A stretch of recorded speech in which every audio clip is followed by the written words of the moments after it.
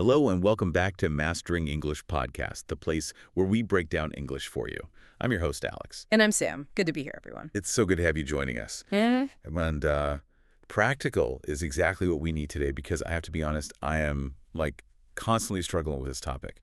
Confidence. Oh, yeah. The big one. It's huge. I had this moment just last week. Yeah. It was brutal. I was in a team meeting and this really complicated technical question came up. Mm-hmm. And I knew the answer. I had the perfect nuanced response ready to go. The vocabulary's all lined up in my head. But then everyone turned to look at me. Freeze. Total freeze. My heart started racing. And I just heard that awful little voice in my head whisper, "Don't. You'll embarrass yourself. Just stay quiet." Wow. I did. I stayed quiet and I let the moment pass. It felt terrible. That is such a relatable feeling. I think everyone listening has had that moment. And that hesitation, that feeling of holding back is precisely the internal barrier we're focusing on today. So what's our mission then? We need some tools, not just sympathy for my meeting disaster. Our mission is to move past the usual advice, the whole just speak more thing. We want to look at what actually works for real students. Okay, I'm listening. So we've pulled together insights from a couple of different places. First, some rigorous academic studies that looked at speaking anxiety in university students. Mm-hmm. And then we're mixing that with advice from popular self-improvement creators like the Wizard Liz, who focus a lot on self-worth and mindset. I love that. So you get the proven data and the psychological fuel to actually use it. Exactly. The goal is to give you practical daily actions you can take to shut down that inner critic. Perfect. And just to keep you on your toes, I've got a fun little pop quiz planned for the very end.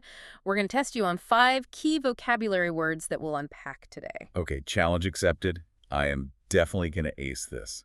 We'll see. But hey, before we dive in, a quick shout out to you listening.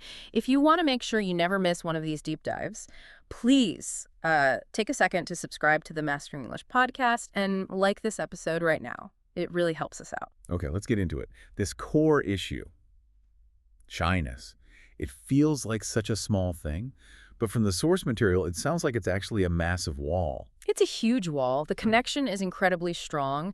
The academic research found this undeniable link between self-confidence and a person's willingness to actually speak. Right, so the more confident you feel, the more likely you are to, take a risk and open your mouth. Spot on. If you believe you can handle it, you step up. If you doubt yourself, you retreat. And that's where we get to the goal we're all chasing here. Oral fluency. Which we're going to define later, I assume. We will. But it's basically the ability to communicate smoothly with good speed, natural pauses, and, decent pronunciation. Okay, so if I'm shy, I don't practice. And because I don't practice, I don't get that speed and rhythm. So it's like a terrible feedback loop. It is a vicious cycle, exactly. I'm shy, so I avoid speaking. Because I avoid speaking, my fluency doesn't improve. And because my fluency is poor, I feel even more shy. It just keeps going. So we have to break the cycle. What did the research say was the number one root cause of that shyness? The number one obstacle by a long shot was the fear of making mistakes. And this isn't just a vague fear. It often comes from specific negative memories. Maybe being mocked in class once or getting a really harsh correction from a teacher in front of everyone. Oof. Yeah, so it's not even about the language right now. It's about the trauma from something that happened years ago. Exactly. It becomes a psychological barrier, not a linguistic one. Yep. And then you have other causes like a general lack of confidence, self-doubt. Right. But this is where it gets really interesting. The sources also pointed to cultural influences. Ooh, tell me more about that. I feel like that's a hidden one that a lot of learners don't even think about. It is. So in some cultures, there's a really strong emphasis on politeness, group harmony, and sort of not standing out too much. Okay. So for a speaker from that background, expressing yourself boldly or confidently in English can feel, it can feel rude or like you're bragging. It goes against your cultural programming. Wow. So you're not just fighting your own shyness, you're fighting a deeply ingrained cultural value. You have to learn the words and a whole new style of communicating at the same time. You've nailed it. And that tension, that clash, is what makes you hold back. And that act of holding back, of starving yourself, that has a specific name we need to unpack. Okay, let's unpack it. The word is inhibition, right? I've heard it, but what does it really mean in plain English for someone trying to, take their foot off the brake? Inhibition is basically that internal brake pedal. It's stopping yourself from doing something not because of an external rule, but because of an internal block, like fear or self-consciousness. Got it. So the knowledge is there, the words are in my head, but my own brain stops them from coming out because the risk just feels too high. That's it exactly.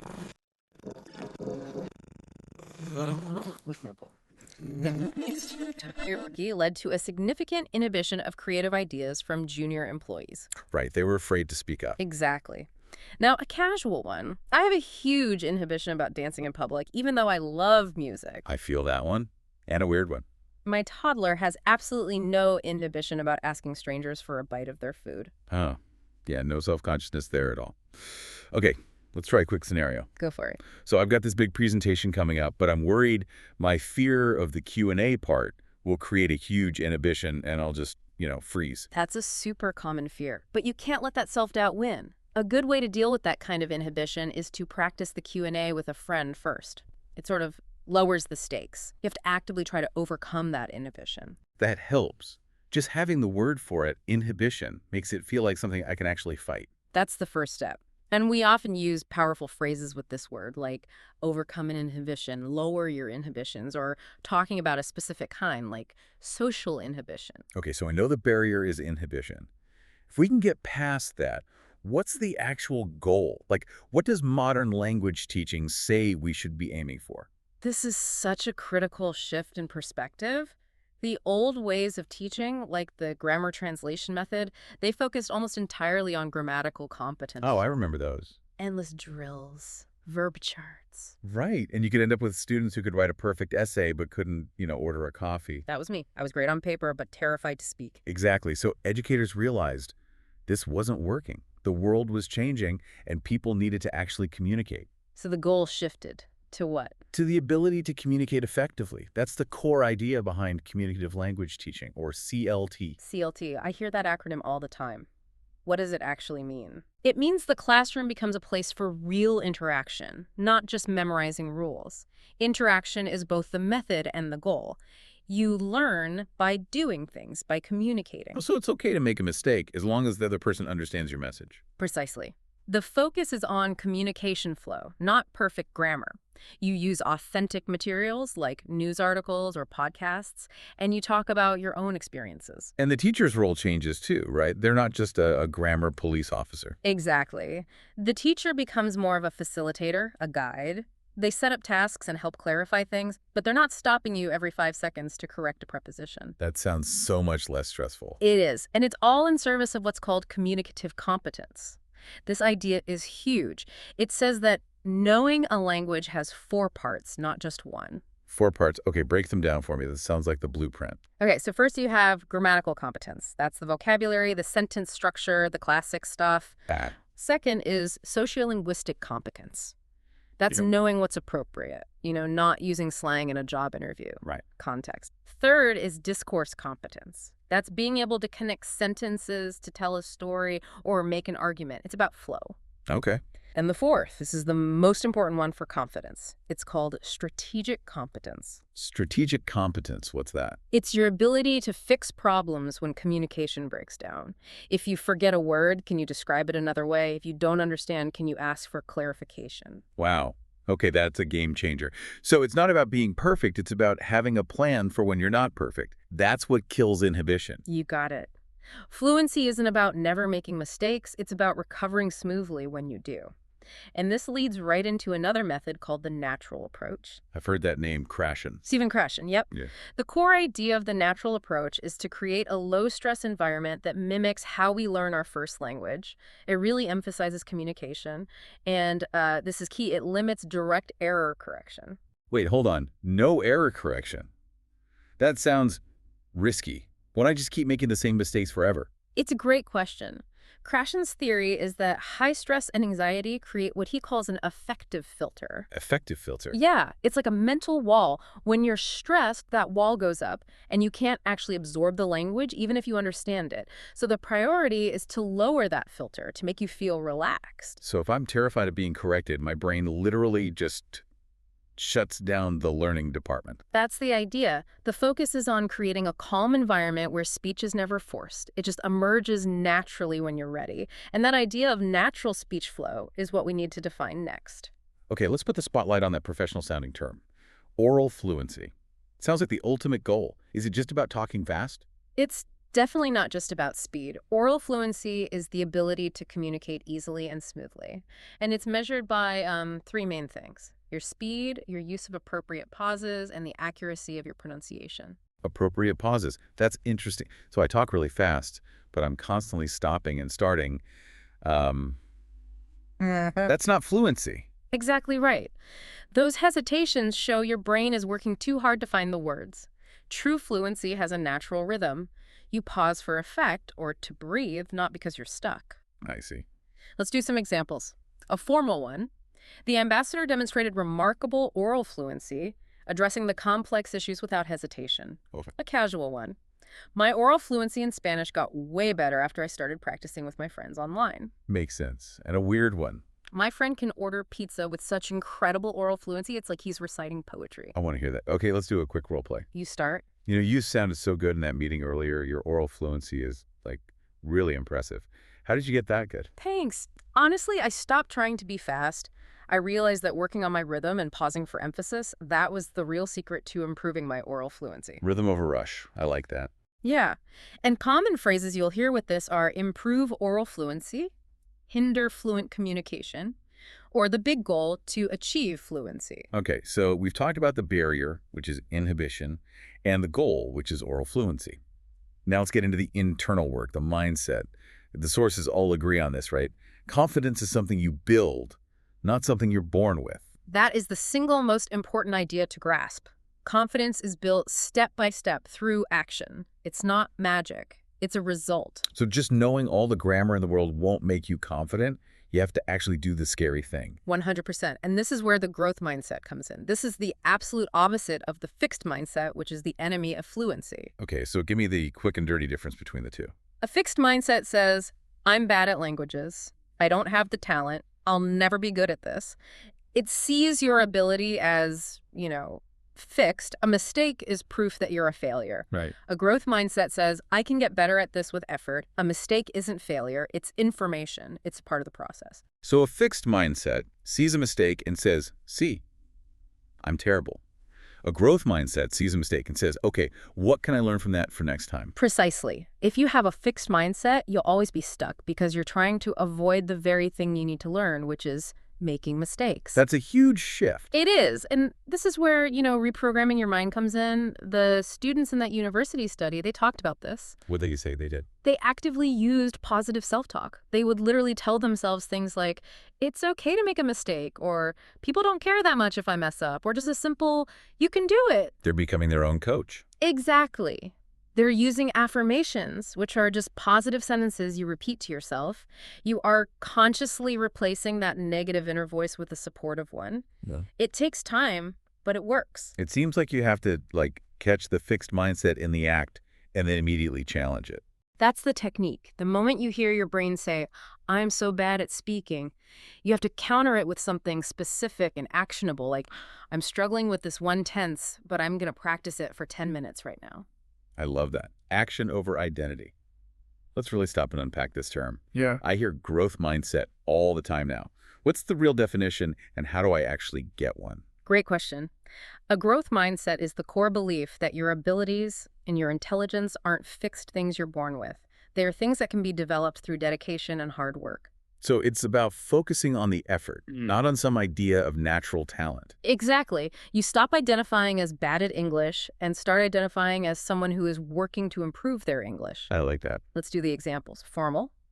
The manager fostered a growth mindset in her team by celebrating the lessons learned from failed projects. Okay. Casual. He has a serious growth mindset. One bad grade doesn't stop him. He just studies harder. Right. And a weird one. I'm trying to teach my cat a growth mindset about vegetables, but so far he has a very fixed mindset that only tuna is food. Oh, good luck with that. Okay, let's role play this. This is so important. You start with the fixed mindset statement. Okay, here goes. Ugh, I just failed another practice test. I am so terrible at speaking, I'll never get this. Whoa, hold on. That's a huge generalization. That's the fixed mindset talking. Let's try a growth mindset alternative. How about, okay, I struggled on that test, but I'm going to look at the feedback, see where I went wrong, and practice those specific things this week. See how much more powerful that is? It gives you a path forward instead of just, a dead end. It really does. And the collocations you'll hear are all about action. Adopt a growth mindset, cultivate a growth mindset, or foster a growth mindset. Okay, so mindset is the engine, but confidence is built on action. So what were the actual proven strategies that the students in the studies used? This is the best part, because it's what students chose for themselves, not what a textbook told them to do. And the number one most dominant strategy was authentic media exposure. So like watching movies and shows. Exactly. Watching English videos, movies, vlogs, and listening to podcasts. This was what they said was the most fun and the most effective. That's great news. Learning doesn't have to be boring. Why is it so effective, though? Because it shows you the language in its natural habitat. You learn vocabulary and context, you hear how real people actually talk, so your pronunciation and intonation improve. It just makes the language feel real. It bridges the gap between the classroom and the real world. Perfectly said. But, there was a but. The research on podcasts specifically found a few challenges that you should be aware of. Oh, what are the downsides to podcasts? Well, for learners, the fast pace of native speech can be tough. No. And so can unfamiliar accents. Plus, you have no visuals for context, which makes it harder to follow. So you can't just listen passively and expect to absorb everything. Right, you need to be active. And the research highlighted a couple of things students did on their own. The first one was repetition and shadowing. Shadowing. I've heard this word a lot. It's more than just repeating, right? Much more. Shadowing is when you try to speak at the exact same time as the native speaker, or maybe just a fraction of a second behind them. You're trying to copy their rhythm, their intonation, their stress, everything. That sounds really hard. It is at first, but it physically retrains the muscles in your mouth to make English sounds. The key is to start with very short sentences. Listen once, then try to shadow it. So you're building muscle memory for the language. Yeah. That's smart. What else did they do alone? The other big one was mirror practice, just talking to yourself in the mirror. Does that really work? It does, because it gets you comfortable with the sound of your own voice speaking English. For a lot of learners, that's a huge mental hurdle. It sounds strange and embarrassing at first. This is low-stakes practice. Okay, so that's solo practice. What about practicing with other people? That was the second dominant strategy, peer interaction. Learning and practicing with friends was cited as one of the most effective and comfortable methods. Because it lowers the affective filter we talked about. Exactly. You're not so scared of being judged by a teacher or a native speaker. Your friends are there to support you. You can make mistakes without that crushing pressure. The research said practicing with friends was the #1 factor in building self-confidence. That's huge. A low-pressure testing ground before you go out into the wild. You've got it. And the last category was technology-integrated practice. So apps and stuff. Apps, yeah. But also, and this was surprising, online gaming. Really? Playing video games, how does that help? Because a lot of online games require you to communicate with your team to win. You have to speak spontaneously to achieve a goal. Oh, I get it. You're so focused on the game that you forget to be nervous about your English. The language just comes out because you need it to. That's it. It's fluency by accident. And when you start doing all these things and you feel that little bit of improvement, you start to carry yourself differently.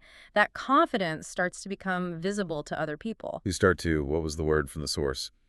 Radiate it. You are leading us perfectly to our next word. Yes. Okay, let's put the spotlight on radiate. It says, confident people radiate quiet confidence. What does that actually mean? To radiate means to give off a strong quality or feeling, like heat from the sun. It's this idea that your internal state, your confidence, is so strong that other people can feel it from your presence, your posture, your energy. So even if my grammar has a few mistakes, if I stand tall and make eye contact, I can still radiate competence. 100%. Because confidence is about your presence, not about perfection. Okay. Formal example. The design of the hotel lobby was meant to radiate a feeling of luxury and calm. I can picture that. Casual. My friend just got engaged, and she is just radiating happiness. Oh, okay. And the weird one. After he eats garlic bread, my brother tends to radiate a very powerful energy. Oh, okay. Let's try a scenario. I'm going to try to use confident body language. I'm watching. Okay, so I'm trying to stand up straight, speak a little slower, and keep my arms uncrossed. And I can see the difference immediately. Your posture is great. Your head is up. You are radiating readiness. It makes me want to listen to what you have to say. My. I feel more ready just by standing like this. That's the power of it. Common phrases are radiate confidence, radiate warmth, or radiate positive energy. Okay, it's time for our common mistake segment. I have one ready.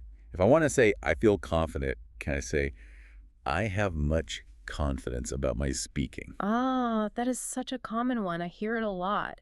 And while I understand you completely, it does sound a little unnatural to a native speaker. Why? What's the mistake? It's the collocation. We just don't really pair much with confidence. Instead, we'd use an adjective like high or low.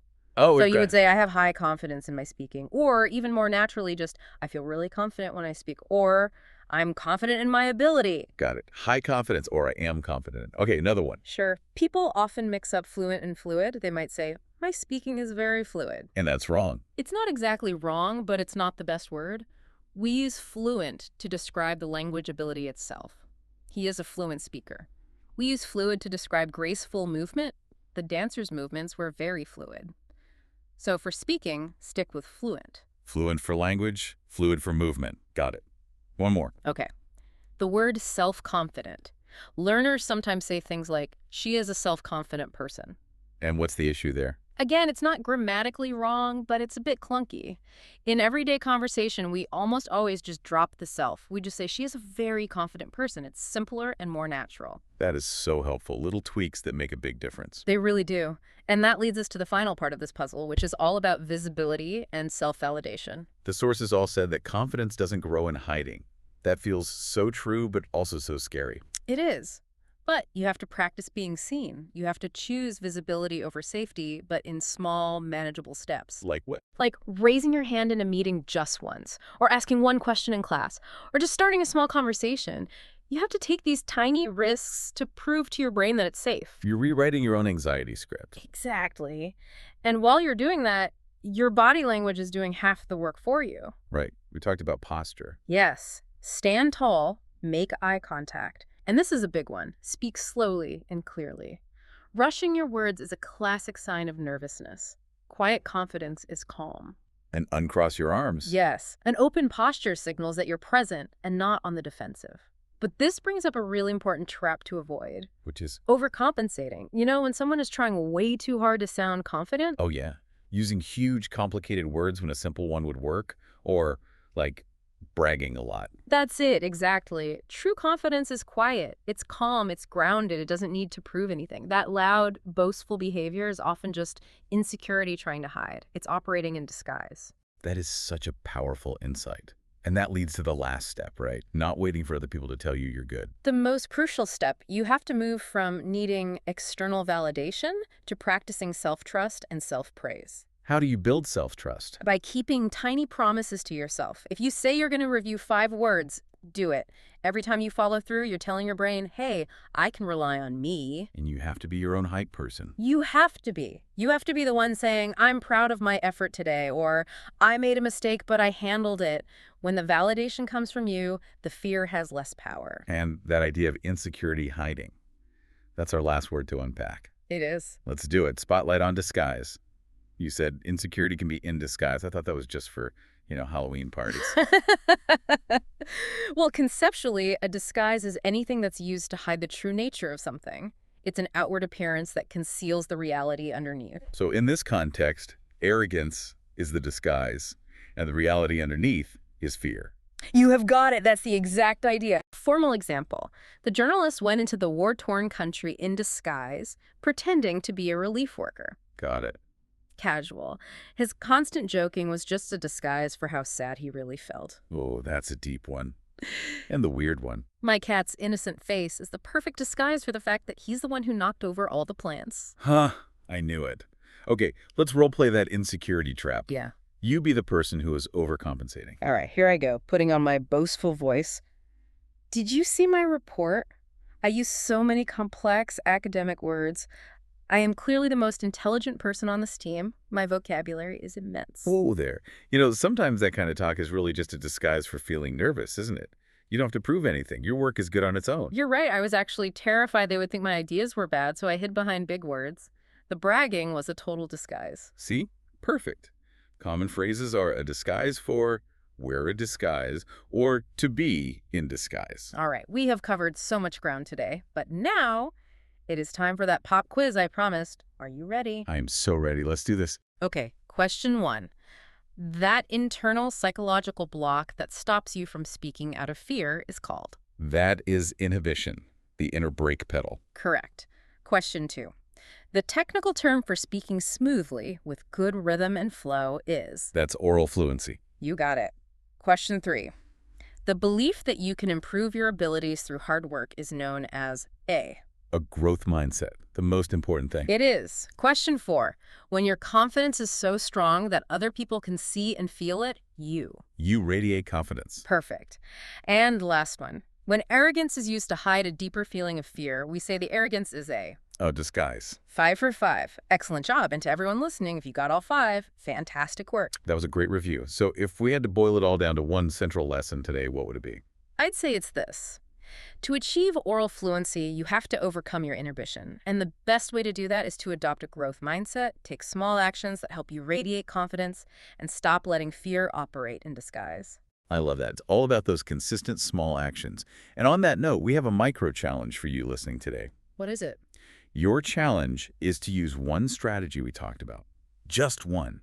Either practice one sentence in the mirror or find one English podcast and just listen actively for 10 minutes. Just 10 minutes. That's it. And as a final thought, remember those examples of people like Gandhi and Mandela? They both started out as incredibly shy speakers. That's so motivating. They weren't born as amazing communicators. Not at all. They built that skill through perseverance. And that's the point. Gaining confidence in English isn't just about learning a language. It's about personal growth. It's about discovering a stronger version of yourself. Don't forget to like and subscribe to Mastering English Podcast. We really hope this deep dive helped you take one small step toward your most confident, fluent self today. I'm Alex. See you next time. And I'm Sam. Bye.